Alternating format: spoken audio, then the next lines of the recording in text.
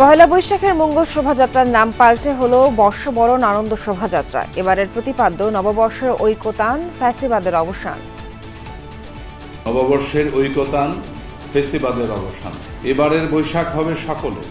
সামাজিক একটি নিবর্তনমূলক ব্যবস্থার বিরুদ্ধে মানুষের যে স্বতঃস্ফূর্ত প্রতিবাদ, সেটিকে তুলে ধরা। বর্ষবরণের আগে ইলিশের দামে আগুন, কেজি 2 থেকে 2,500। বাজারে সবজির দাম বাড়লেও কমেছে মুরগি ও গরুর মাংসের দাম। অন্তর্বর্তী সরকারের 5 বছর ক্ষমতায় থাকার অধিকার নেই বললেন সেলিমা রহমান। জনগণের মৌলিক অধিকার ফেরাতে বিএনপি ভোট চাচ্ছে।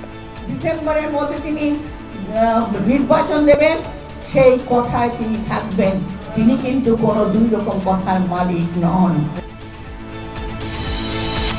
ঢাকার খাল উদ্ধারে নতুন পরিকল্পনা, পানি আইনের বদলে সিএস অনুযায়ী উচ্ছেদের সিদ্ধান্ত। দক্ষিণ সিটির জলাবদ্ধতা নিরসন প্রকল্প পুনর্মূল্যায়ন। পানি আইন অনুযায়ী যে হয় সেখান থেকে আসলে মূলত ফিরে আসা হয়েছে। খালগুলো সিএস অনুযায়ী খালের যে রেকর্ড সেটা ঠিক আছে।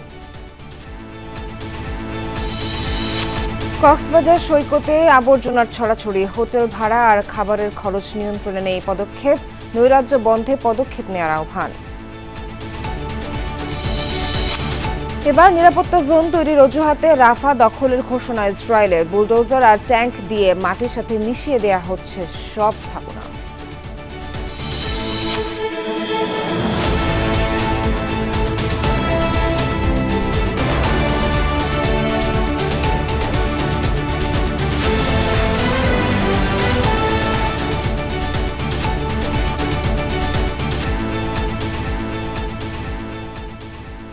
আমন্ত্রণ দুপুরে বাংলাদেশে। এতক্ষণ শিরোনাম দেখছিলেন, পুরো খবর জানাবো আমি নাবিলা। মঙ্গল শোভাযাত্রার নাম বদলে গেল, নতুন নাম দেয়া হয়েছে বর্ষবরণ আনন্দ শোভাযাত্রা।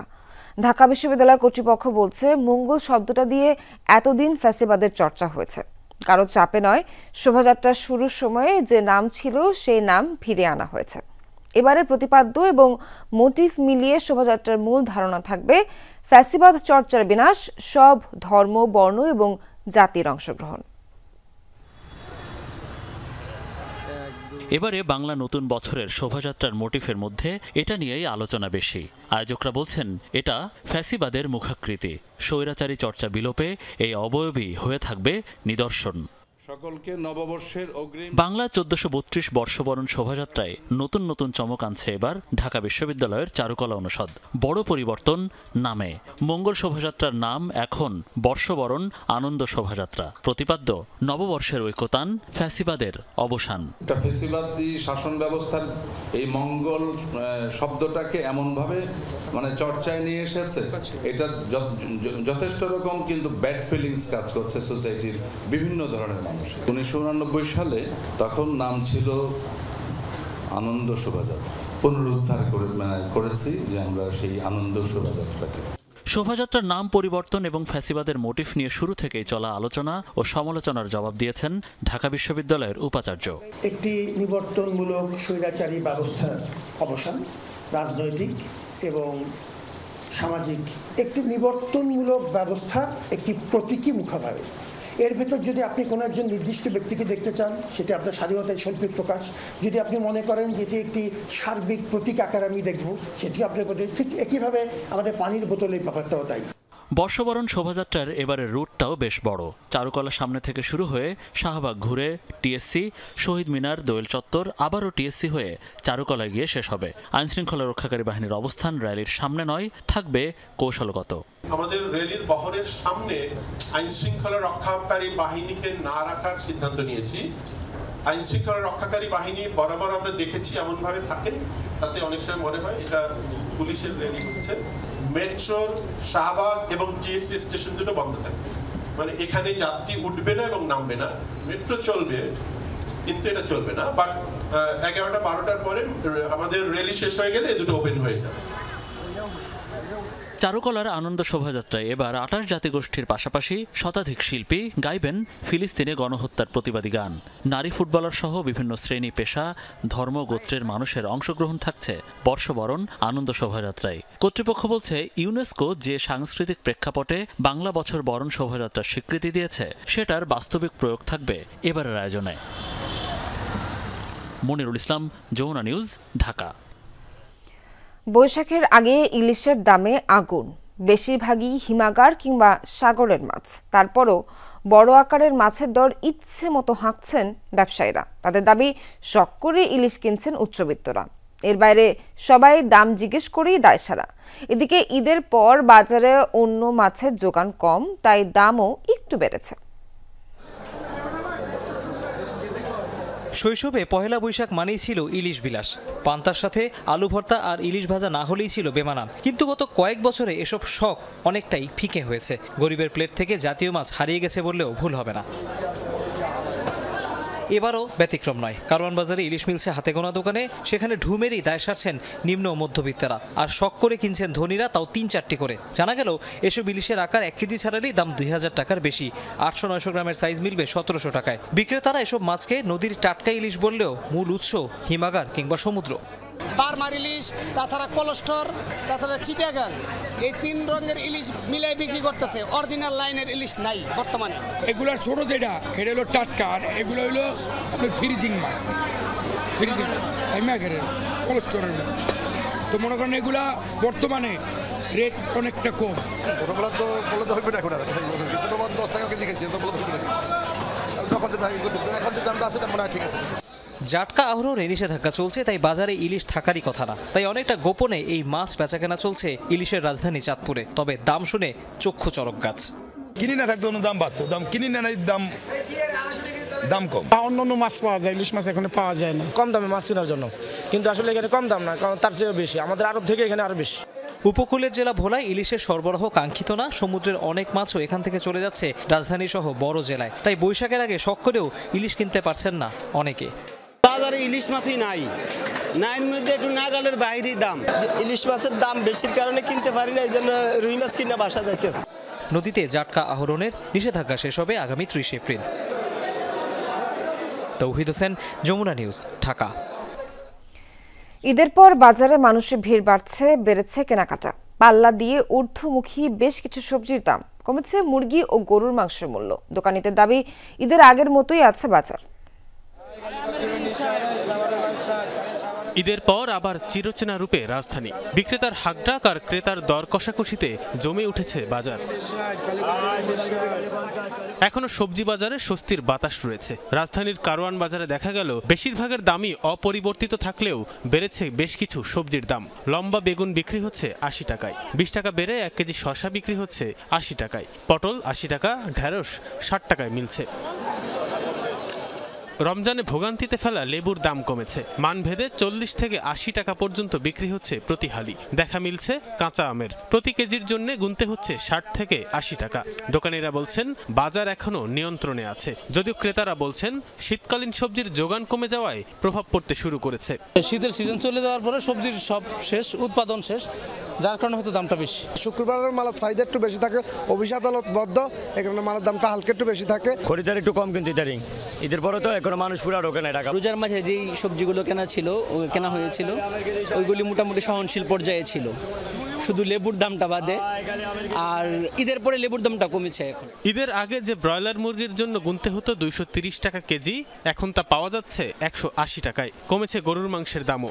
গত সপ্তাহেও ৮০০ টাকায় কেজি বিক্রি হলেও এখন মিলছে ৭৮০ টাকায়। মাঝারি ২ কেজি ব্রয়লার ১৮৫ বেচতেছি, আর ছোটো মুরগির দাম একটু বেশি, ছোটো ৯৫ এরকম বেচতেছি ১ কেজি আগে যেটা। আর সোনালি অরিজিনালটা ৩০০, আর হাইব্রিডটা ২৭০-৬০ টাকা বেচতেছি। বর্তমানে ৭৮০ দাম চাই, ৭৫০, ৭৬০ এই দামে বেচতেছি, আর কাস্টমারও নেই। ঈদের পরে মানুষ রাজধানীতে ফিরে এখনো পুরোপুরি বাজারমুখী না হওয়ায় বিক্রি কম বলে দাবি বিক্রেতাদের। তানফির সিদ্দিক, টিপু, যমুনা নিউজ, ঢাকা। বর্তমান সরকারের ৫ বছর ক্ষমতায় থাকার কোনো অধিকার নেই বলে জানিয়েছেন বিএনপির স্থায়ী কমিটির সদস্য সেলিমা রহমান। বলেন, বিএনপি ক্ষমতার জন্য লালায়িত নয়, জনগণের মৌলিক অধিকার ফিরিয়ে দিতে নির্বাচনের কথা বলছে। দুপুরে ডিপ্লোমা মেডিকেল অ্যাসোসিয়েশন কেন্দ্রীয় কার্যনির্বাহী পরিষদের বিশেষ কাউন্সিলে এসব কথা বলেন সেলিমা রহমান। বলেন, দেশের স্থিতিশীলতা ও গণতন্ত্র ফিরিয়ে আনতেই দ্রুত নির্বাচনের কথা বলছে বিএনপি। ষড়যন্ত্র মোকাবেলায় নির্বাচিত সরকার প্রয়োজন। দলটির স্থায়ী কমিটির এই সদস্য আরও বলেন, নির্বাচিত সরকার আসলে দেশে অস্থিতিশীলতা দূর হবে। যে ষড়যন্ত্র চলছে তা প্রতিহত করা সম্ভব হবে। সেলিমা রহমান বলেন, ডক্টর ইউনূস দুই কথার মানুষ নন। তিনি আশা করেন প্রধান উপদেষ্টার কথা মতো ডিসেম্বরের মধ্যেই নির্বাচন অনুষ্ঠিত হবে। ক্ষমতার জন্য লালায়িত না, তাহলে তারা এত নির্যাতিত, এত নিপীড়িত হলেও বিএনপি থেকে একটা কর্মীও পলায়ন করে নাই। স্বরাষ্ট্র উপদেষ্টা আজকে বলেছেন এই সরকারকে 5 বছর ক্ষমতায় তারা রাখতে চায়। দেশ নাকি রাখতে চায়। দেশ কি রাখতে চায় আমরা জানি। 5 বছর থাকার মতো এই সরকারের কোনো অধিকার নাই। এবার নিরাপত্তা জোন তৈরির নামে রাফা দখলের ঘোষণা দিল ইসরায়েল। এরই মধ্যে রাফা সংশ্লিষ্ট বিস্তীর্ণ এলাকার নিয়ন্ত্রণ নিয়েছে আইডিএফ। বুলডোজার আর ট্যাঙ্ক নিয়ে মাটির সাথে মিশিয়ে দেওয়া হচ্ছে সেসব এলাকার সব স্থাপনা। ইসরায়েলি প্রতিরক্ষা মন্ত্রীর হুঁশিয়ারি, ক্রমান্বয়ে দখল করা হবে গাজা। এরই মধ্যে উপত্যকার গুরুত্বপূর্ণ বিভিন্ন এলাকাও দখলে নেওয়া হয়েছে বলে জানান ইসরায়েলি মন্ত্রী। একদিকে চলছে ইসরায়েলি স্থলবাহিনীর অভিযান, অন্যদিকে চলছে ট্যাঙ্ক আর বুলডোজারের তাণ্ডব। গাজার রাফা সীমান্তের দৃশ্য এটি। গেল কয়েকদিন ধরেই চলছে রাফা জুড়ে ইসরায়েলি বাহিনীর এমন তাণ্ডব।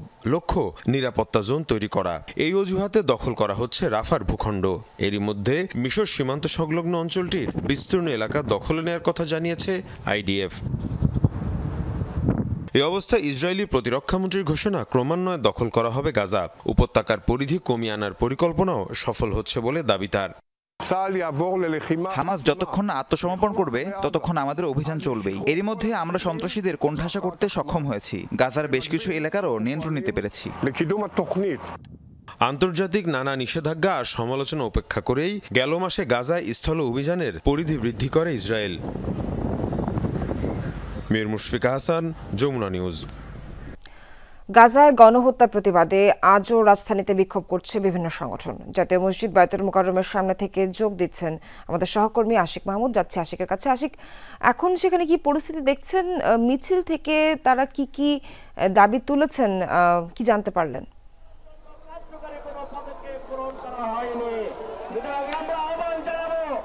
সোহর, ইসরায়েলি বাহিনী কর্তৃক গাজায় যে বর্বর গণহত্যা চলছে সেই গণহত্যার প্রতিবাদে এই বায়তুল মুকাররমের উত্তর গেটে ইতিমধ্যে আমরা দেখতে পাচ্ছেন যে একটি বিক্ষোভ মিছিল হবে এবং বিক্ষোভ মিছিল পূর্ববর্তী একটি সংক্ষিপ্ত সমাবেশ চলছে। এখানে এই সংক্ষিপ্ত সমাবেশ আমরা দেখতে পাচ্ছি ইসলামী যুব আন্দোলন বাংলাদেশ, তাদের নেতাকর্মীরা যারা রয়েছেন তারা বক্তব্য দিচ্ছেন এবং সবার মুখেই একটি কথা যে এই যে ইসরায়েলি বাহিনী কর্তৃক গাজাতে যে গণহত্যা চলছে, নারী শিশুদেরকে নির্বিচারে বোমা মেরে হত্যা করা হচ্ছে, এটি অত্যন্ত মানবতা বিরোধী অপরাধ এবং এই অপরাধে ইসরায়েলি বাহিনী দীর্ঘদিন ধরে চলে যাচ্ছে। বিষয়টি নিয়ে তারা এক ধরনের ক্ষোভ প্রকাশ করেছেন এবং ফিলিস্তিনের প্রতি বাংলাদেশের মানুষের যে অবস্থান, তাদের পক্ষে বাংলাদেশের মানুষের যে অবস্থান সেটি কিন্তু ব্যক্ত করছেন নেতাকর্মীরা এবং তারা কিন্তু বলছেন যে এই যে গণহত্যা চলছে এই গণহত্যা অতি দ্রুত বন্ধ করতে হবে এবং ইসরায়েলকে একটি স্বাধীন রাষ্ট্রের স্বীকৃতি দিতে হবে। এবং এর বাইরেও একটি বিষয় তারা বারবারই বলছেন, আমেরিকা এবং বিশ্বের অন্যান্য ইসলামী যে সকল মৌরল রাষ্ট্র রয়েছে তাদের নিশ্চুপ থাকার বিষয়টি নিয়েও কিন্তু এই সমাবেশ থেকে কিন্তু প্রশ্ন তোলা হয়েছে এবং তারা বলছেন যে মৌরল রাষ্ট্রের যারা এখন পর্যন্ত নিশ্চুপ থেকে এই গণহত্যাকে সমর্থন দিয়ে যাচ্ছে তাদেরকে বয়কট করতে হবে এবং ইসরায়েলি যে সকল পণ্য রয়েছে সেই পণ্যগুলোকে বয়কট করতে হবে এবং সরকারের পক্ষ থেকেও যেন এই ধরনের একটি কার্যকর পদক্ষেপ নেওয়া হয় সেই দাবি কিন্তু এই বিক্ষোভ পূর্ববর্তী যে সমাবেশ, সংক্ষিপ্ত সমাবেশ থেকে জানানো হয়েছে। আমরা জানতে পেরেছি আর কয়েকজনের বক্তব্য শেষেই আর কিছুক্ষণের মধ্যে এই উত্তর গেট থেকে এই বিক্ষোভ মিছিলটি শুরু হবে এবং বিক্ষোভ মিছিলটি পুরনো পল্টন মোড় হয়ে বিজয়নগর হয়ে নাইট অ্যাঙ্গেল মোড় ঘুরে আবার পল্টন এবং বায়তুল মুকাররমের সামনে এসে শেষ হবে। এখানে আমরা দেখতে পাচ্ছি এই মুহূর্তে ইসলামী যুব আন্দোলন বাংলাদেশের পক্ষ থেকে এই ইসলামী যুব আন্দোলন বাংলাদেশের বাইরেও কিন্তু বেশ কিছু ইসলামী সংগঠন, ইসলামী দল কিন্তু এই প্রতিবাদ জানাচ্ছেন এবং এর সাথে যুক্ত হয়েছে সাধারণ মুসল্লিরা, সাধারণ মানুষ। তারাও কিন্তু এই ইসরায়েলি বাহিনীর গণহত্যার প্রতিবাদে সামিল হয়েছেন এবং এই গণহত্যার প্রতিবাদ জানাচ্ছেন এবং সাধারণ মানুষের পাশাপাশি আমরা দেখতে পাচ্ছি গত কয়েকদিন ধরেই কিন্তু বাংলাদেশের মানুষ তাদের এই অবস্থান ব্যক্ত করছেন এবং সাধারণ মানুষের সাথে সাথে সকল রাজনৈতিক দল সকল পর্যায় থেকেই কিন্তু এই গাজার এই গণহত্যার প্রতিবাদ জানানো হচ্ছে এবং সবার একটি বক্তব্য অচিরেই বন্ধ করা হোক এই গাজার গণহত্যা। সোহান। আশিক, ধন্যবাদ আপনাকে। গাজা উপত্যকায় ইসরায়েলি আগ্রাসনের প্রতিবাদে দেশের বিভিন্ন স্থানে বিক্ষোভ মিছিল হয়েছে। নীলফামারীতে সকালে চৌরঙ্গি মোড়ে ফিলিস্তিনের জনগণের ন্যায্য অধিকারের প্রতি সংহতি জানিয়ে গণ আন্দোলন কর্মসূচি পালন করে ছাত্র জনতা। অংশ নেয় জেলার বিভিন্ন শিক্ষা প্রতিষ্ঠানের ৫ শতাধিক ছাত্রছাত্রী। এ সময় সারা বিশ্বের মুসলিম দেশগুলোকে ঐক্যবদ্ধভাবে ইসরায়েলের বিরুদ্ধে রুখে দাঁড়ানোর আহ্বান জানান তারা।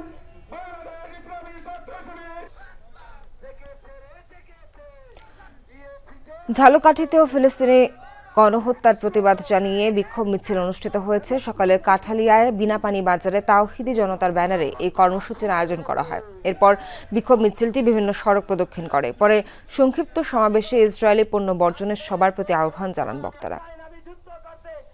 খাল উদ্ধারে নতুন পরিকল্পনা নিয়েছে ঢাকা দক্ষিণ সিটি কর্পোরেশন। পানি আইনের বদলে উচ্ছেদ কার্যক্রম চালানো হবে সিএস অনুযায়ী। তাই পুনর্মূল্যায়ন করা হয়েছে জলাবদ্ধতা নিরসন প্রকল্পের। এতে অপ্রয়োজনীয় অনেক কিছু বাদ দেওয়ায় ব্যয়ও কমছে। উদ্ধার কাজে কোনো ধরনের আপোষ না করার পরামর্শ দিয়েছেন নগর পরিকল্পনাবিদ অধ্যাপক আদিল মোহাম্মদ খান। শাকিল হাসানের রিপোর্ট, ছবি তুলেছেন রাকিবুল ইসলাম।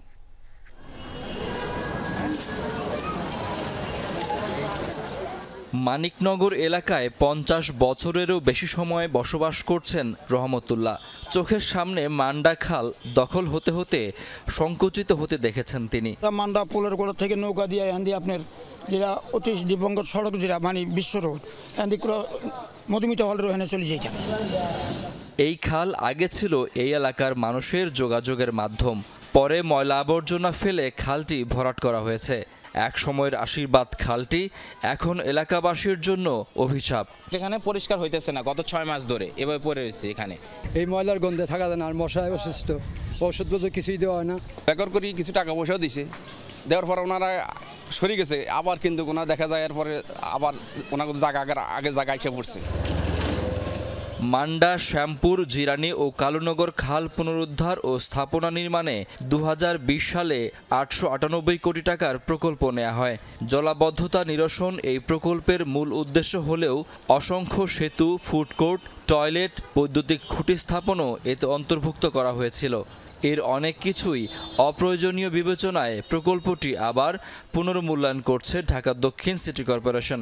এটা তো ৯০০ কোটি টাকা ছিল, আমার মনে হয় এটা অ্যারাউন্ড হয়তো 6± এরকম হতে পারে আর কি, প্রায় 30% আমি আশা করতেছি যে কমে যাবে। অ্যামিউজমেন্টের যে বিষয়গুলো সেগুলো আমরা চেষ্টা করব ঠিক রাখার, এবং অনেক জায়গায় আমাদের স্পেস আছে সেখানে আমরা তৈরি করতে পারবো আশা করতেছি। তো সব কম্পোনেন্ট কিছু কিছু বাদ যাবে, সব ইম্পর্টেন্ট যে কম্পোনেন্টগুলো সেগুলো আমরা বাদ দেব না। আগের প্রকল্পে পানি আইন অনুযায়ী খাল উদ্ধারের সিদ্ধান্ত ছিল। তাতে পাড় থেকে 30 ফুট পর্যন্ত দখল উচ্ছেদ হতো।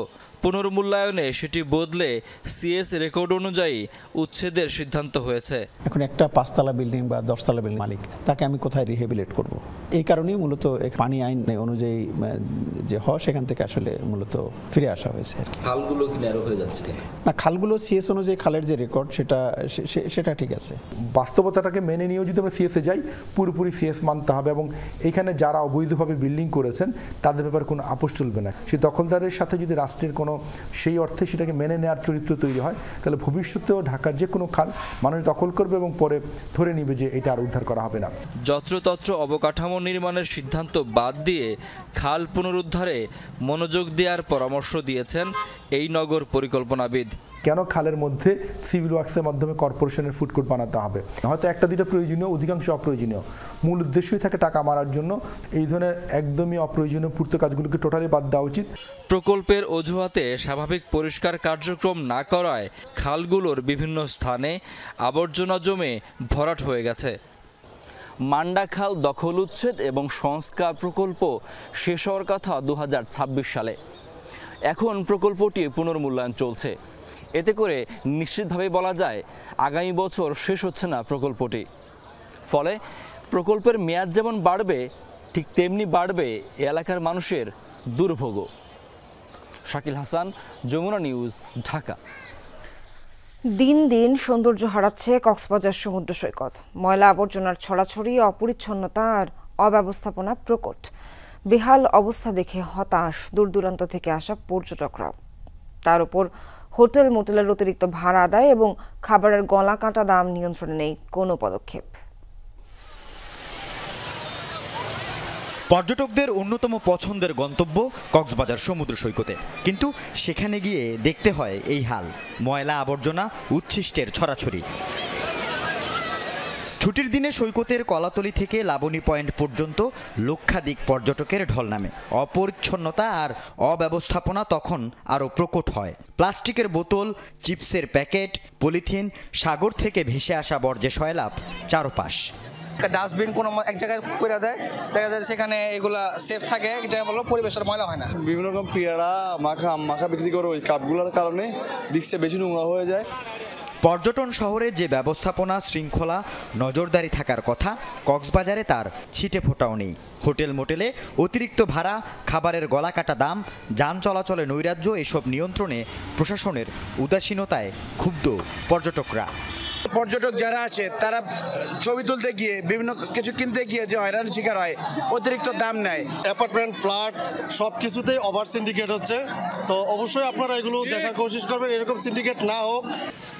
সৈকতে পরিচ্ছন্ন কর্মী 40 জন। পর্যটক বেশি হওয়ায় পরিচ্ছন্নতা রক্ষা করা কঠিন হচ্ছে দাবি প্রশাসনের। অন্যদিকে পর্যটকদের সচেতনতাও জরুরি বলছেন স্থানীয়রা। পর্যটকদের অ্যাওয়ারনেস যেন বৃদ্ধি করে এই ধরনের সমন্বিত পরিকল্পনা যদি নেওয়া হয়, তাহলে আমাদের এই কক্সবাজার পর্যটন হাবটা আন্তর্জাতিক মানে মানুষের কাছে আরো আকর্ষণীয় হয়ে উঠতে পারবে। এখন তো আসলে ঈদ উপলক্ষে অনেক পর্যটক কক্সবাজার আসছে, সেই ক্ষেত্রে আসলে লিমিটেশন থাকে, চেষ্টা করে যাচ্ছি এবং এটা অতি সত্ত্বর সব পরিষ্কার পরিচ্ছন্নতা আরো জোরদার করে ফেলবো। আল আমিন শিকদার, যমুনা নিউজ। জুলাই অভ্যুত্থানের শহীদ ও আহতদের প্রাপ্ত টাকার একটা অংশ হাতিয়ে নিচ্ছে মধ্যস্থতাকারীরা। এমনকি বরাদ্দ টাকা না পাওয়ার অভিযোগ করছেন অনেকে। আগেও ভুয়া নিবন্ধন করে কেউ কেউ হাতিয়ে নিয়েছেন এই অর্থ। তবে এবার অর্থের বিনিময়ে কাগজপত্র করিয়ে জুলাই ফাউন্ডেশন সহ বিভিন্ন সংস্থা থেকে টাকা জোগাড় করে দিচ্ছে একটি পক্ষ। এমনই এক অভিযুক্তকে হাতে নাতে ধরে পুলিশে দিয়েছে জুলাই স্মৃতি ফাউন্ডেশন। লামিতিথির রিপোর্ট। জুলাই অভ্যুত্থানে প্রাণ গেছে হাজারো ছাত্র জনতার। অঙ্গহানি আর শরীরে নির্যাতনের ক্ষত নিয়ে এখনো কাতরাচ্ছেন অনেকেই। নতুন বাংলাদেশ তৈরিতে যাদের অবদান সবচেয়ে বেশি, সেসব শহীদ ও আহতদের সহায়তা দিচ্ছে সরকার। তবে এখনো থামেনি অবৈধ আর্থিক লেনদেনের পুরনো ভূত। জুলাই ফাউন্ডেশনের অর্থ বিতরণে কারো কারো কাছ থেকে অবৈধ সুবিধা নেয়ার চেষ্টা করেছেন কেউ কেউ। হাফিজা আক্তার হ্যাপি গেল 21 জুলাই সাইনবোর্ড এলাকায় শহীদ হয় তার স্বামী আহসান কবির শরীফ। রাষ্ট্রীয় তালিকায় ওনার নাম থাকলেও বরাদ্দ টাকা পেতে হ্যাপিকে গুনতে হয়েছে অন্তত 50,000 টাকা। আফরিন আপু আমাকে নিয়ে এইখানে আসার পর আর কি টাকাটা আমি ক্যাশেই তাকে দিই। নারায়ণগঞ্জের অঙ্কন দাস, বেলাল হোসেন, বুলবুল শিকদার সহ আরো কয়েকটি পরিবারও এমন ভুক্তভোগী।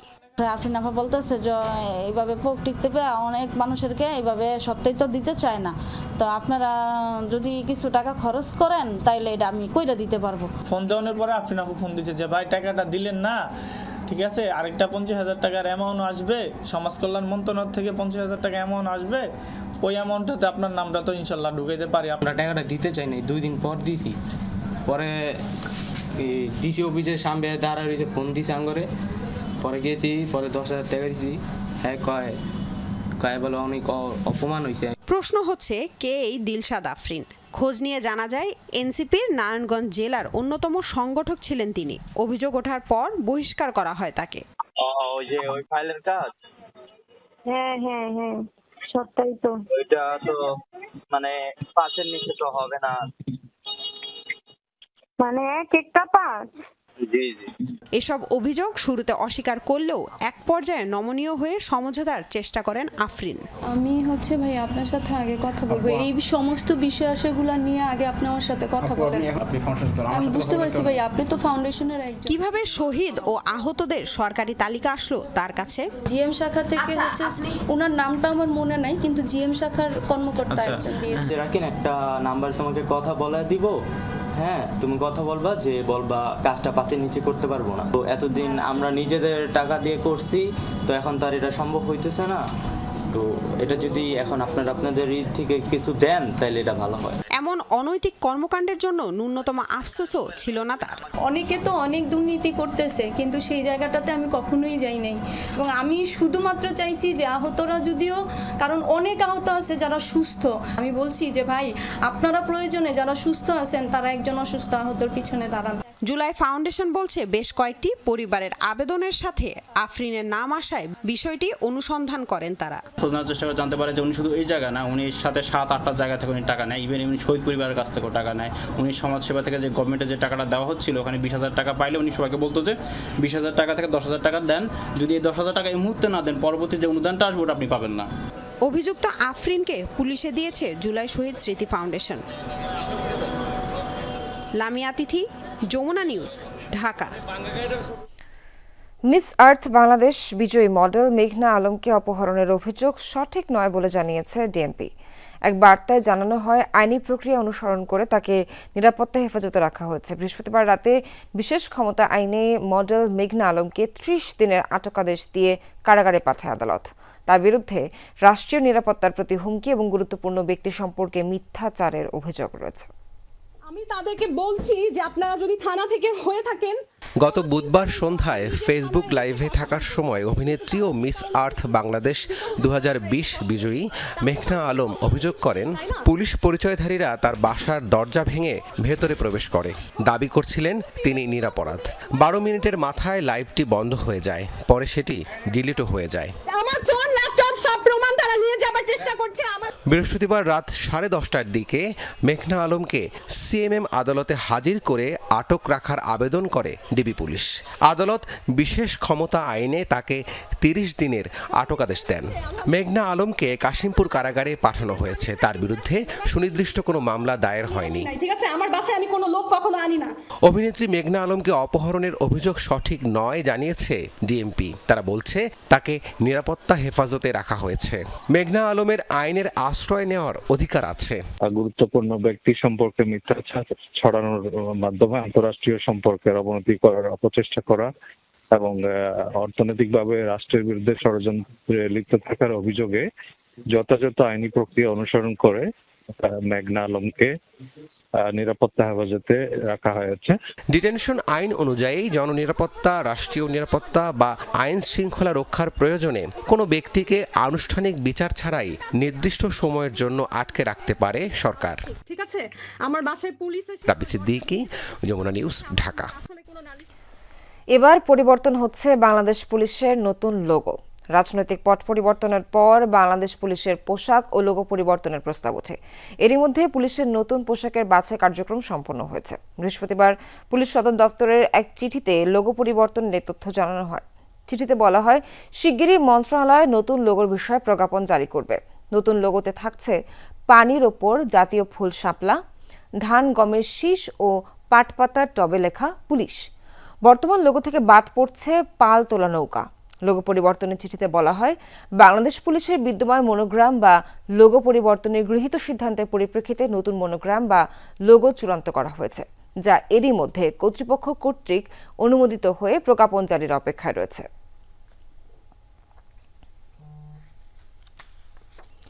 দুই পায়ে শিকল পরানো এক যুবক হাজিরা দিতে এলে ভোলার জেলা ও দায়রা জজ আদালতে সৃষ্টি হয় চাঞ্চল্য। সে ভয়ভীতি ও মারধরের হুমকি মামলার আসামি। এই মামলা করেছেন তারই আপন চাচাতো ভাইয়ের স্ত্রী। তবে স্বজনদের দাবি, মিথ্যা মামলায় ফাঁসানো হয়েছে মানসিক প্রতিবন্ধী এই যুবককে।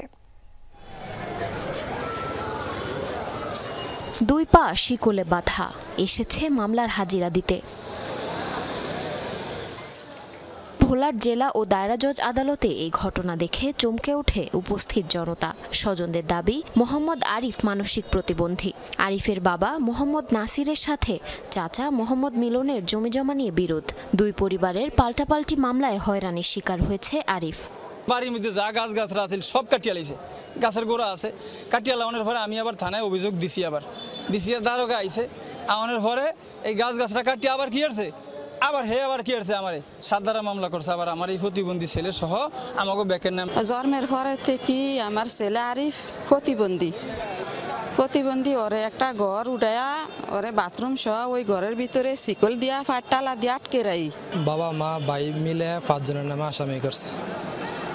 আমার বাপে একজন গরিব কৃষক, জমি কিনা ভাইয়ের সাথে বাড়ি করছে। এই বাড়ি জমি কিনা নিয়ে কাল দাঁড়াইছে। নাসিরের পুত্র আরিফ সে একজন বুদ্ধি প্রতিবন্ধী, সে যে কোনো মুহূর্তে দৌড়ে পালিয়ে যেতে পারে। এই কারণে সে শিকল পরিয়ে তার পুত্রকে আজকে কোর্টে হাজির করেছে। এই ছেলের পক্ষে কাউকে এভাবে আঘাত করা কিংবা মামলায় জড়ানো সম্পূর্ণ উদ্দেশ্য প্রণোদিত। মামলার বাদী মার্জিয়া বেগম সম্পর্কে আরিফের ভাবি। তার দাবি আরিফ প্রতিবন্ধী নয়।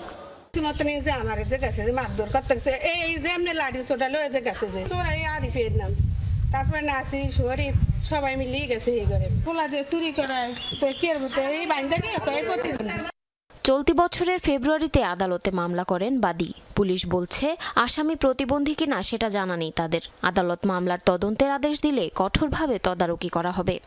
মামলাটি এখনো আদালতে আছে। থানা পুলিশ এর তদন্তভার পেলে আমরা প্রয়োজনীয় তদন্তপূর্বক দোষী ব্যক্তিদের বিরুদ্ধে বিজ্ঞ আদালতে অভিযোগ দায়ের করব এবং নির্দোষ প্রতিবন্ধী ব্যক্তি যদি থাকে তাকে অব্যাহতি দানের জন্য বিজ্ঞ আদালতে আমরা প্রার্থনা করব। এ ঘটনার সঠিক তদন্ত করে অপরাধীদের আইনের আওতায় আনার দাবি এলাকাবাসীর। জারিন অর্নি, যমুনা নিউজ। 21 শতাব্দীতে যারাই হামলা ও আক্রমণ করবে তাদের বিরুদ্ধে গণপ্রতিরোধ জোরদার করতে হবে, এমনটা জানালেন বিপ্লবী ওয়ার্কার্স পার্টির সাধারণ সম্পাদক সাইফুল হক। সকালে জাতীয় প্রেস ক্লাবের সামনে গাজায় গণহত্যার প্রতিবাদে সংহতি মানববন্ধন করে বিপ্লবী যুব সংহতি। এ সময় বিপ্লবী ওয়ার্কার্স পার্টির সাধারণ সম্পাদক সাইফুল হক আরও বলেন, যেখানেই গণহত্যা তার বিরুদ্ধে সোচ্চার হয়েছে বাংলাদেশের মানুষ। অবিলম্বে গণহত্যা বন্ধের দাবিও জানান তিনি। ভারতের ট্রান্সশিপমেন্ট বন্ধের বিষয়ে তিনি বলেন, যেটুকু সুবিধা বাংলাদেশ পেত সেটাও বন্ধ করে দিয়েছে দেশটি। এটা কোনো ভালো প্রতিবেশীর নমুনা হতে পারে না। ভয়াবহ মুম্বাই হামলার 16 বছর পর অভিযুক্ত তাহাউর রানাকে ভারতের হাতে সমর্পণ করল যুক্তরাষ্ট্র। বৃহস্পতিবার সামরিক বাহিনীর বিশেষ ফ্লাইটে তাকে দিল্লি পৌঁছানো হয়। 18 দিনের জন্য তাহাউরকে হেফাজতে নিয়েছে ভারতের জাতীয় তদন্ত সংস্থা এনআইএ। জঙ্গি সংগঠন লস্কর-ই-তৈয়বাকে সহায়তার অভিযোগে 2013 সালে তাকে 14 বছরের কারাদণ্ড দেন মার্কিন আদালত। 2008 সালের 26 নভেম্বর হঠাৎই সন্ত্রাসী হামলায় ভারতের বাণিজ্যিক রাজধানী মুম্বাইয়ে ছড়ায় ত্রাস। 10 জনের প্রশিক্ষিত একটি দল হামলা চালায় হোটেল তাজ সহ শহরের বিভিন্ন গুরুত্বপূর্ণ স্থাপনায়। ভয়াবহ সেই সিরিজ হামলায় 29 বিদেশি নাগরিক সহ প্রাণ যায় 166 জনের। অভিযোগ রয়েছে পাকিস্তানের যোগসাজশে দুর্ধর্ষ এই মিশন পরিচালনা করে সশস্ত্র গোষ্ঠী লস্কর-ই-তৈয়বা, আর সহায়তায় ছিলেন পাকিস্তানি বংশোদ্ভূত কানাডীয় নাগরিক তাহাউর রানা। মূলত এই ঘটনার পর থেকেই অভিযুক্ত তাহাউর রানাকে ভারতের মাটিতে বিচারের মুখোমুখি করার চেষ্টা চালায় সরকার। 2011 সালে মুম্বাই অ্যাটাকের সাথে জড়িত থাকার অভিযোগে গ্রেফতার করা হলেও তাকে খালাস দেয় মার্কিন আদালত। এরপর 2013 সালে জঙ্গি গোষ্ঠী লস্কর-ই-তৈয়বাকে সহায়তার অভিযোগে তাকে আবারও গ্রেফতার দেখানো হয়। তবে স্বাস্থ্যগত কারণে 2020 সালে কারাগার থেকে ছাড়া পান তাহাউর রানা। পরে নয়াদিল্লির আবেদনের প্রেক্ষিতে তাকে পুনরায় গ্রেফতারের পর ভারতের হাতে তুলে দিল যুক্তরাষ্ট্র। বৃহস্পতিবার ভারতে পাঠানোর পর 18 দিনের হেফাজতে নেওয়া হয়েছে তাহাউর রানাকে। চলছে বিস্তারিত তদন্ত। এনআইএ তার জন্য 20 দিনের হেফাজত চেয়েছিল। অনেক আলোচনার পর তাকে 18 দিনের জন্য হেফাজতে রাখার নির্দেশ দিয়েছেন আদালত। রিমান্ড শেষে তার স্বাস্থ্য পরীক্ষা করে আদালতে হাজিরের নির্দেশ দেওয়া হয়েছে। এদিকে মামলার মূল অভিযুক্তকে ভারতে আনার কৃতিত্ব নিয়ে বাকযুদ্ধ চলছে ক্ষমতাসীন আর বিরোধীদের মাঝে। শাসনামলে তাহাউর রানাকে দেশে ফেরাতে ব্যর্থ হয়েছিল কংগ্রেস, কিন্তু প্রধানমন্ত্রী মোদি সেটা করে দেখিয়েছেন। এরপরও তারা দোষারোপের রাজনীতি করছে। उनके प्रवक्ता के रूप 11 साल কংগ্রেস সরকারি প্রথম তাহাউরকে দেশে ফেরানোর প্রক্রিয়া শুরু করেছিল, কিন্তু সেটি সম্পন্ন করতে মোদির সময় লাগলো 11 বছর। তার জাতির কাছে ক্ষমা চাওয়া উচিত। সন্ত্রাসীদের বিরুদ্ধে বিজেপির অতীত ইতিহাস খুবই বাজে। আতঙ্কবাদীদের खिलाफ 2001 সালে সস্ত্রীক কানাডার নাগরিকত্ব লাভ করেন তাহাউর রানা। পরবর্তীতে শিকাগো গিয়ে একাধিক ব্যবসা পরিচালনা করেন তিনি। অনিক রহমান, যমুনা নিউজ। যুক্তরাজ্যের আমেরিকান দূতাবাসের পুকুরে লাল রং ঢালার অপরাধে আটক করা হয়েছে 5 মানবাধিকার কর্মীকে। আটক হয়েছে মানবাধিকার সংস্থা গ্রিন পিসের যুক্তরাজ্য শাখার প্রধান উইল ম্যাককালাম ও তার 4 সহকর্মী। ইসরায়েলকে মার্কিন অস্ত্র সরবরাহের প্রতিবাদে সোমবার দূতাবাসের পুকুরে ঢেলে দেন প্রায় 300 লিটার লাল রং। জানা যায় ডেলিভারি ম্যান সেজে দূতাবাস প্রাঙ্গণে প্রবেশ করেছিল তারা। এরপর দূতাবাসের নিরাপত্তা কর্মীদের চোখ ফাঁকি দিয়ে এই কাজ করেন। এ সময় যুক্তরাষ্ট্রের বিরুদ্ধে ষড়যন্ত্রের অভিযোগে তাদের আটক করে পুলিশ। রক্তাক্ত ফিলিস্তিনিদের প্রতি সংহতি প্রকাশে এই প্রতিবাদ। ধারণা এই অপরাধের জেরে তাদের অন্তত 10 বছর সাজা হতে পারে। দেশ থেকে আন্তর্জাতিক আণবিক শক্তি সংস্থা বা IAEA এর পরিদর্শকদের বহিষ্কারের হুঁশিয়ারি দিল ইরান। পরমাণু ইস্যুতে ওয়াশিংটনের সাথে আলোচনায় বসার একদিন আগেই এলো হুমকি। বৃহস্পতিবার ইরানের সর্বোচ্চ ধর্মীয় নেতা আয়াতুল্লাহ খামেনির জ্যেষ্ঠ উপদেষ্টা rear admiral Ali Shamkhani x বার্তায় এমনটা জানান। বলেন, সামরিক পদক্ষেপের হুমকি অব্যাহত থাকলে এই সিদ্ধান্ত কার্যকর হবে। একই সাথে পারমাণবিক কর্মসূচি ইস্যুতে IAEA এর সাথে সহযোগিতা বন্ধের হুঁশিয়ারিও দেন তিনি। পাশাপাশি গুরুত্বপূর্ণ পারমাণবিক উপাদান নিরাপদ ও গোপন স্থানে সরিয়ে ফেলারও বার্তা দেন। শনিবার পরমাণু কর্মসূচি ইস্যুতে ওমানে আলোচনায় বসবে যুক্তরাষ্ট্র ইরান, যা ভেস্তে গেলে তেহরানের বিরুদ্ধে সামরিক পদক্ষেপের হুমকি দিয়েছেন মার্কিন প্রেসিডেন্ট ডোনাল্ড ট্রাম্প। দর্শক, এখানেই শেষ করছি আজকের মতো দুপুরে বাংলাদেশের আয়োজন। এতক্ষণ সঙ্গে থাকার জন্য সবাইকে ধন্যবাদ।